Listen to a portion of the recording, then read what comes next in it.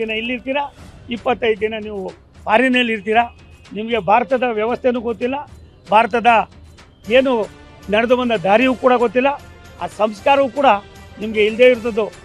ಸನ್ಮಾನ್ಯ ಅಮಿತ್ ಶಾ ಅವರು ಈ ರಾಷ್ಟ್ರದ ಗೃಹ ಮಂತ್ರಿಗಳು. ರಾಮವ್ರೆ, ರಾಷ್ಟ್ರದ ಗೃಹ ಮಂತ್ರಿ ಯಾರೋ ಇಲ್ದಿರ ಇನ್ನೇನು ನಿನ್ನ ನೀಡೋಕ್ಕಾಯ್ತದ?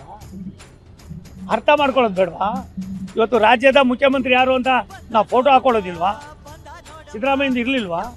ಡಿ ಕೆ ಶಿವಕುಮಾರ್ದು ಇಲ್ವಾ? ನಿಮ್ಮ ತಂದೆದಿರಲಿಲ್ವಾ? ನಿಮ್ಮ ತಾತಂದಿರಲಿಲ್ವಾ?